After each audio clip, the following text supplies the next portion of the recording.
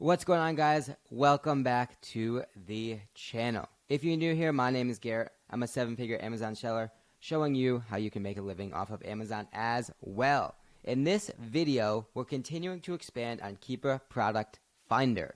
And we're showing you yet another way you can use Keepa Product Finder to continue to add to your online arbitrage catalog and find profitable opportunities. So with that being said, stick around for the video. We'll hop into my screen and we'll show you exactly what we're talking about. When we're trying to wrap our minds around what a buy box is going to look like potentially 2 or 3 weeks in advance or a couple months in advance is always embedded inside the current offer trend, right? The biggest indicator we have as Amazon sellers in terms of what a future buy box is going to look like is always embedded in what the offer count is doing at this point in time. Right? How many times have you guys been a part of a leads list and the lead goes out to the entire group and all of a sudden you look back in 2, 3, 4 weeks and the product market tanks, right? That's because the leads list goes out to 100 sellers, 50 sellers, whatever the case may be. Everyone looks at that product market for what it is at that point, buys into that current market with no sort of foresight in terms of, okay, how many leads, how many people is this lead going to, and what is that effect going to have on the product market?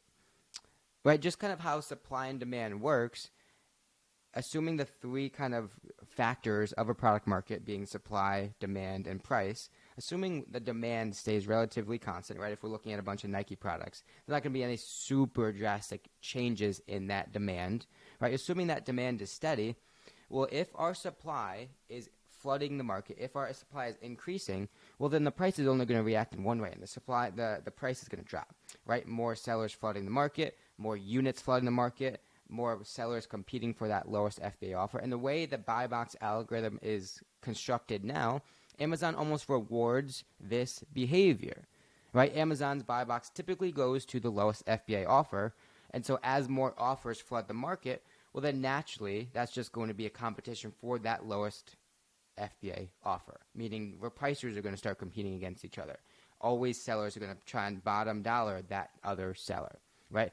Sort of keep a graphs like this one and this one and this one, right? We've all seen them where the offers increase and that price starts to decrease, right? But what if we flip the script? What if we want to specifically look for products and Keepa graphs where the offer count is going down, right? The inverse holds true.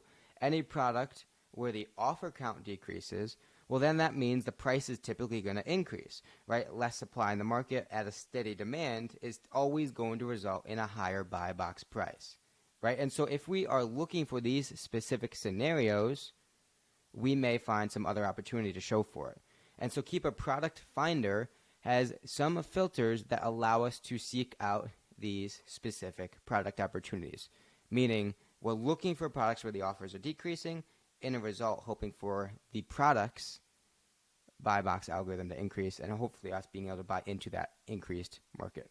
So we'll hop into my screen and let's see if we can find and pinpoint some of these product opportunities to go and purchase at an increased premium market.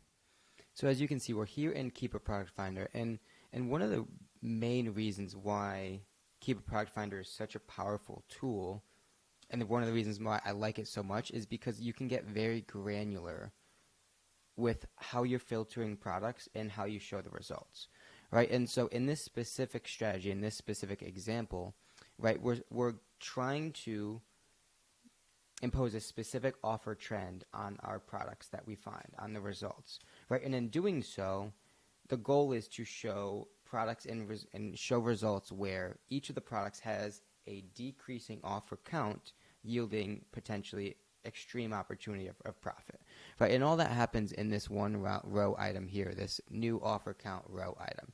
And what Keepa allows us to do in this example is create time increments within the offer count and create and impose a offer trend in what we're looking at, in the products that we're looking at, right? And so you can see current offer count, 30-day average, 90-day, 180, yada, yada, yada, right? And we have a min and a max, right? The from and to within each time increment. That's huge because that allows us to create that trend in the offer count. And so what we're going to try and do here is we'll start with creating a max of 10 in the current offer count, right? As you can see, once we establish that max of 10, we have 770 million products, right? And so out of these 770 million products, 760 million products, all of them consist of a current offer count of no more than 10 sellers on the listing, right? And as we continue to get more granular and drill down deeper, right, if we use, say, a 90-day average of, we'll call it 15, right, this is going to get cut significantly. We see almost 50,000 products, of which have a specific characteristic in which the current offer count is no more than 10, and then 90 days, spanning out 90 days, there's a minimum of 15 offers, right? So you can see we're starting to establish that decreasing offer count, that decreasing competition in the products that we're yielding in this search. We can kind of finish the example, right, by zooming out a full 180 days and establishing, for example, a 25 offer count 180 days ago, right? So these 14,000 products, we've cut extremely into the products that we're seeing because we've established this trend. 25 offers 180 days ago, 15 offers minimum 90 days ago, and then currently no more than 10. We can even obviously add filters as we choose, right? We can add, for example, a brand. So if we want to search for a specific brand, right, in this example, we can search Nike. We could also target a specific category. So, for example, grocery or makeup or whatever you were looking for. You could also include, sales rank, criteria, or buy box, whatever you wanted to add. In this example, we're focusing microscopically on Nike as well as that specific offer trend, right? With the goal being, out of these 166 products, there's going to be some sort of opportunity where we can go in on a product market that has dwindling competition. Again, with dwindling competition, increases the opportunity for profit, right? So if we hit find products here, that's going to show the 166 Nike products that our search has yielded. And if we start to kind of click through and search here, right, if we go into any of these products, right, we'll click this one right here. If we go into any of the products, we're going to expect a specific trend in the offer, right? And this is not shocking. If we go back to October, there's 110 offers. In December, there looks like there's about 60, and now there's about 6 or 7, right? And again, because that offer count is decreasing, we can see the increased profitability, increased market of this specific product, right? So our task is very clear. Out of these 160 products or whatever our results are yielded for that specific filter, we really only need to find it in stock somewhere, right? Because we know the profitability is going to increase. We know the price is going to be increased. If we can just simply find it in stock anywhere, and there's a good chance out of those 160, 170 products that we can find it in stock, there's going to be profitable opportunity with that product, right? So in this example, if we just kind of click into Shop WSS, again, we're looking for, in this example, the size 11.